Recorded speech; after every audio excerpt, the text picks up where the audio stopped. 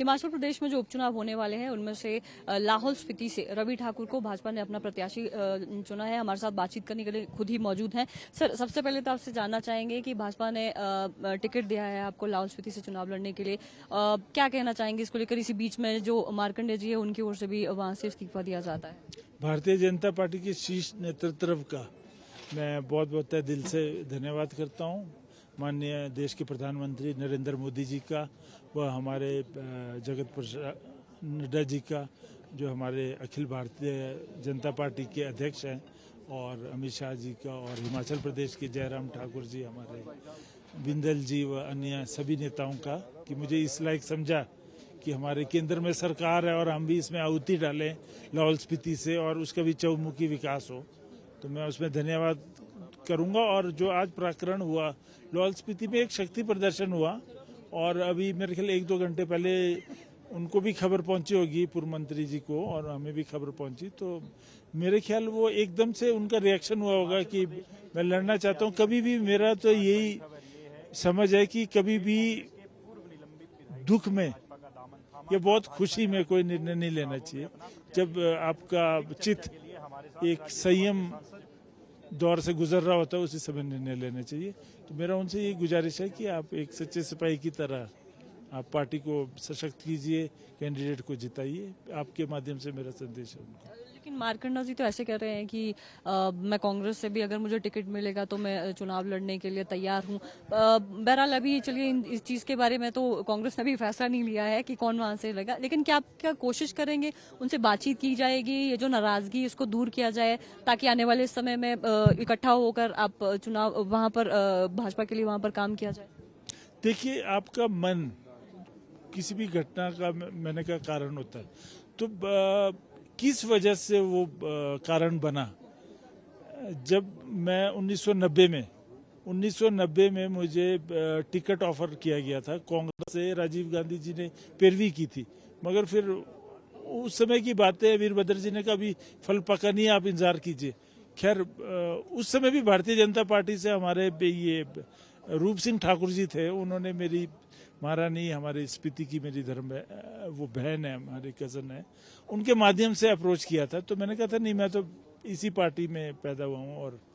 और उसके बाद भी कई बार बातें हुई। सन 1998 में भी बात हुई थी, विकास पार्टी से हमारे ये पंडित सुखराम जी से भी बात चली थी, उन्हें भी हमने कहा था नहीं, मतलब उस समय फिर मार्कंडे जी को दिया था, और बीजेपी से भी धूमल जी से बात हुई थी। तो कब आदमी तैयार होता है, क्या सोच के होता है, कई बार डबल भी रहता है दिमाग में। और उसके बाद आचार्य देवव्रत जी से भी बातें होती रहती है, मैंने लड़ना है, नहीं लड़ना है। ये अपना पीछे भी 1-2 बार और मर्तबा बात हुई थी कि मुझे भारतीय जनता पार्टी का टिकट दिया जा रहा, तो उस समय नहीं बनी बात। तो अभी भी हम उनको, हमारे पूर्व मंत्री जी को जहन में आ रहा होगा अभी इससे लड़ूं उससे लड़ूं, मगर निर्णय तो ठोस तभी होगा जब आखिर निर्णय होगा। तो क्या इस टाइम पे उन्हें महत्वाकांक्षी नहीं होना चाहिए, पार्टी का साथ देना चाहिए? मैं तो ये समझता हूँ, पार्टी में बहुत सारी आपकी एडजस्टमेंट्स होती है, कई जगह होती है, और उन्हें सही जगह एडजस्ट किया जाएगा। अभी जो हाल ही में प्रकरण हुआ यहाँ पर शिमला में रेस्टोरेंट में, आपने देखा यूथ कांग्रेस के कुछ, NSUI के कुछ जो कार्यकर्ता यहाँ पर घुस गए, नारेबाजी की आपके खिलाफ। किस तरह से देखते हैं इसको, कि इतना हम कह सकते हैं कि सेंसिटिविटी नहीं अब थोड़ी? मुझे तो ऐसा लगता है, गांधी टोपी को देख के, गांधी टोपी जो मैंने पहनी हुई है उसको देख के वो आए दूर से और भावुक हो गए होंगे, मगर उन्हें ये भी सोचना चाहिए, गांधी टोपी पर हे राम लिखा, अदृश्य रूप में लिखा हुआ है। गांधी जी जब पूरे हुए थे तो उन्होंने एक ही शब्द बोला था, हे राम।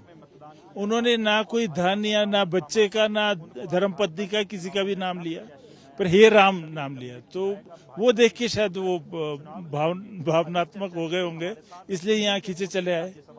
उन्होंने लगा होगा कि नहीं, ये गांधी टोपी, ये कांग्रेस की टोपी नहीं है। गांधी जी ने ये कहा था कि कांग्रेस पार्टी का जो हमारा मैनिफेस्टो आइडियोलॉजी थी वो ये थी कि आपने हमारे देश को आजादी दिलानी है। जब आजादी मिल गई, देश के लोग की जंजीरें खुल गई, उसके बाद उन्होंने कहा था इस पार्टी को खत्म कर दीजिए, इसका विलय कर दीजिए। तो उनको उनके जो वक्तव्य, गांधी जी के जो मार्गदर्शन है, उस पर भी चलना चाहिए।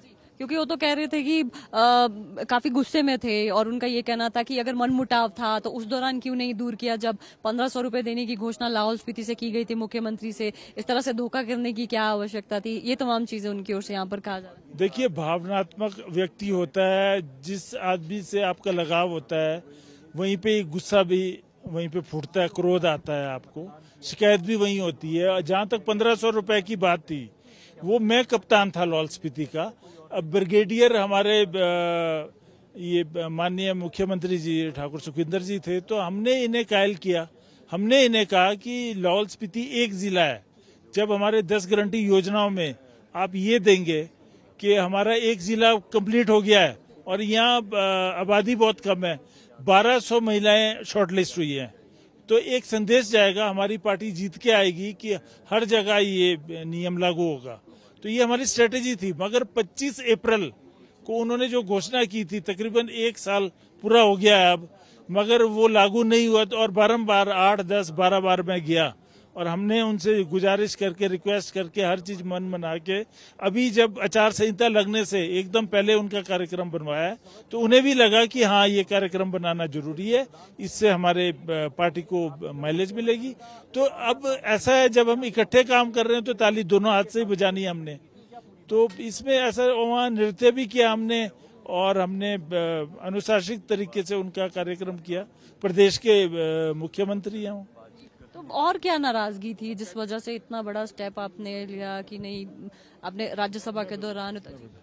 निजी नाराजगियां थी मुझे, निजी। हमारे परिवार में, मेरे घर पर जैसे ही हमारी सरकार बनी तो मेरा, ठीक है, मेरा सबका होता है गृहस्थ से बनता है, नहीं बनता है, तो मेरा कुछ पुराना, मेरी माता जी, मेरे पिताजी जब मैं बहुत कम आयु का था तो नहीं रहे, पूरे हो गए थे, 13 साल की आयु से पहले ही चल बसे थे। मेरे पिताजी प्रताप सिंह कैरों जी के सरकार में वो इलेक्ट होके जाते थे, पंजाब ट्राइबल एडवाइजरी काउंसिल के मेंबर रहे। और मेरे माताजी भी हमारी सचिव रही हैं युवा कांग्रेस अखिल भारतीय उसमें, और विधायिका रही हैं, और नहीं रहे, पूरे हो गए थे। मगर उसके बाद हमारे जो गृहस्थ थे उनसे जब बातचीत हुई तो उन्होंने रीडिवीजन के लिए कहा, और मैंने बड़ी खुशी खुशी 2-3 जगहों ने अधिक जो दादाजी ने बांटी थी जमीनें वो दे दी थी।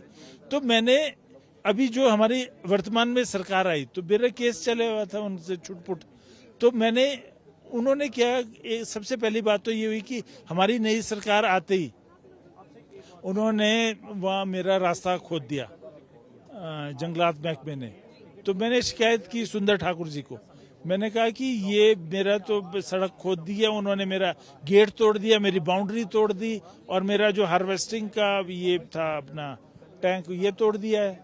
तो इसी तरह से मेरी ये शिकायत थी उन्हें, निजी कारण रहे हमारे। और दूसरा कारण, मैंने डिवीजन के लिए भी जगत नेगी जी को, हमारे मुकेश अग्निहोत्री जी को, व हमारे मुख्यमंत्री जी को बकायदा फाइल्स बना के दिया था कि मेरा तकसीम करा दो। एक तरफ तो सरकार के निर्देश है 20 दिन के अंदर इनकी तकसीमें होनी चाहिए, मगर मुझे वो मिल ही नहीं रहा था। जबकि आम आदमी, एक विधायक को कोई पटवारी या कानगो तकसीम करके ना दे और 1.25 साल बीत जाए, तो और मतलब किस तरह से हम सोचते हैं कि हम प्रभावशाली एक विधायक के रूप में कार्य कर रहे हैं। तो अपने ऊपर ही प्रश्न चिन्ह उठे हुए हैं हमारे। तो जब मुख्यमंत्री से आपने इस चीज के बारे में बात की कि इतना छोटा सा मुद्दा है, इसको क्यों नहीं सॉल्व किया जा रहा, तो क्या उनकी ओर से कहा? सुखविंदर ठाकुर जी को भी वहाँ बिठाया हमने। उन्होंने कहा कि मार्च में, पिछले मार्च की बात कर रहा हूँ, तो इसको अमुक अधिकारी को ट्रांसफर कर देंगे क्योंकि इन्होंने गलत ढंग से आपके साथ वो करा। मगर मार्च आया तो उन्होंने कहा नहीं, सितंबर में कर देंगे ट्रांसफर, क्योंकि इससे मुझे कार्य करने हैं। मैंने उन्हें कहा भी कि आप इस तरह की बातें ना कीजिए, कौन डीएफओ है जो आपकी बात नहीं सुनेगा, मगर उसे कंटिन्यू किया गया। और उसके बाद अभी अगला मार्च आ गया, अभी भी कोई कार्रवाई नहीं हुई। और अभी ये डीएफओ ने दोबारा से, जिस दिन मेरा मतदान हुआ उसी दिन उन्होंने दीवार खड़ी कर दी, और उसी सड़क से, उसी मार्ग से डॉक्टर वाईएस परमार सन 1972 से बना हुआ है मार्ग, वो हमने वहाँ के पंचायत प्रधान ने लिख के दिया है।